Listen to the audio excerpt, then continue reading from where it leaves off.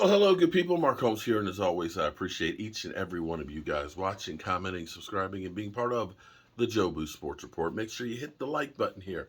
It may be the NFL offseason now for the Dallas Cowboys, already a weekend, but the NFL, there really is not an offseason because there's always things that are going on.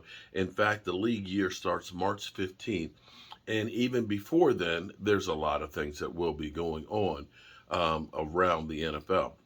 One of the pieces of business, which is huge, is the NFL salary cap. The NFL has now notified the teams that the salary cap is going from $208 million for last year after dropping into the $180 million mark because of COVID the year before. It's going to a record setting 224.8, I believe. Let me double check. $0.8 million. I don't know why they didn't just say 25, but be that as it may, that's good news for some teams that are cash strapped. And our Cowboys, of course, are in, as they say it, cap issues. Now, what has to happen between now and March 15th, the beginning of the league year, the Dallas Cowboys, like every other team that is over the cap, will need to make adjustments by cutting some players, restructuring contracts, and so on to get underneath of that cap number. For the Dallas Cowboys, we sit as $9.7 million over the cap. And before you panic and say, oh my God, we're in trouble. Well, there's a lot of things that the Cowboys can do to get underneath the cap.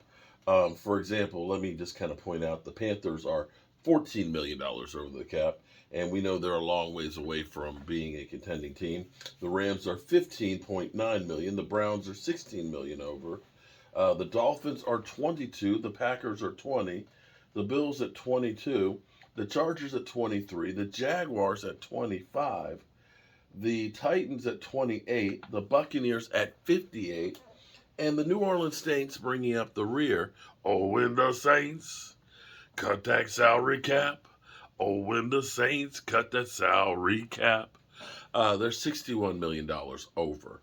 So it's not that this is a problem that only the Dallas Cowboys have. It's a problem throughout because most teams ended up last year signing players and kicking the can down the road in anticipation of the salary cap growing. Now, this is just the beginning because we are still dealing with the money that was lost during COVID. But it's going to, I believe, escalate a lot more than what it is now because this is the first year that we're beginning to get some of that money from the new television contracts, as well as that gambling money. And knowing that we just basically had a 17 million, $18 million jump, bigger than ever, it's just going to keep going north of that from here. So, things that the Cowboys can do. They have about 30 free agents on their team, some of which you want to bring back, some of which you want to just let go. They're going to have to make some hard decisions on the ones they want to keep, as well as figure out, do we want to keep Dalton Schultz and put him on a franchise tag? Tony Pollard, do we want to go ahead and bite the bullet and pay him a mega deal? An interesting take that I will have here, shout out to Dan Gina, who actually shared it with me. When you're dealing with the numbers on the caps, let me go back through here. So I want to make sure that I have this exactly right. Interesting take, as we have Zeke Elliott, who was $12.4 million on the salary cap. That's a lot of money. Interesting thing is, the Kansas City Chiefs, who are going to the Super Bowl, for all of their four running backs combined $6.3 million. The Eagles are paying their three running backs a combined $4 million. Wait, there's more. Because while I was sitting here going through the numbers, let me pull it up again. I don't see it right there. Running backs over the cap.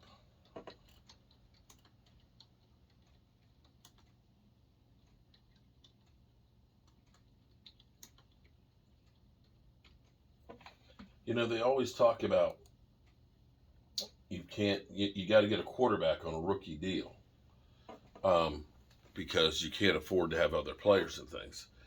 I may have to go on board and say that paying running backs is not a precursor to winning Super Bowls. Christian McCaffrey right now is the highest paid running back in football. He was definitely a good running back for the 49ers this year. He helped them out. He's a $16 million a year running back. You look at the running backs after him and the teams, how they've done. Alvin Kamara, $15 million on the Saints. No playoffs. Zeke Elliott, of course, he looks like he's kind of done. $15 million. Dalvin Cook, $12.6 million with the Vikings, first round exit. Derrick Henry, not in the playoffs. Nick Chubb, Browns, not in the playoffs. Aaron Jones, $12 million, not in the playoffs. Joe Mixon is then the next one that was in the playoffs, the Bengals, falling short at $12 million. Barkley did make the playoffs. He's only $7 million, but looking to become one of those $12 to $15 million running backs. He allegedly turned down $12 million. James Conner, Cardinals, out of the playoff. Leonard Fournette, first round exit. Austin Eckler, Chargers, first round exit. Chase Edmonds, $6 million, Broncos, not even close to the playoffs. Rashad Penny was in the playoffs, 5.7. Cordell Patterson, Falcons, not in. Gus Edwards, first round exit. J.D. McKenzie, Commanders, not in the playoffs at 3.5. Najee Harris, $3 million with Steelers. Jamal Williams, the Lions, close but no cigar. Josh Jacobs, Clyde Edwards, Brandon Bolden, Rex Burkhead, Clyde Edwards, first running back in the Super Bowl, $2.7 million. So, the question, do the Cowboys pay big money for Tony Pollard? Do we continue to pay big money for Zeke Elliott? The numbers don't show that having a big name, big expensive running back are getting you to the Super Bowl. They just aren't. It's a tough decision, and it's sad because running backs have a short shelf life. Running backs don't get the big contract, or if they do, it's really kind of like thanking you for what you did before. It's not usually getting a team a ring. And that's a hard decision, and the Cowboys have a lot of hard decisions they're going to have to make, being that they're $9 million over the salary cap and trying to get better as far as talent goes. So we'll see where we go. I did just get another damn Gina update. Let's see. Oh, she's just reminding me about the salary cap. All right, good people. There you go. We have a lot more work to do coming this afternoon. Thanks. We'll have our live stream at 9 o'clock Eastern tonight as well. So we got a lot to figure out what the Cowboys are going to do next. Peace.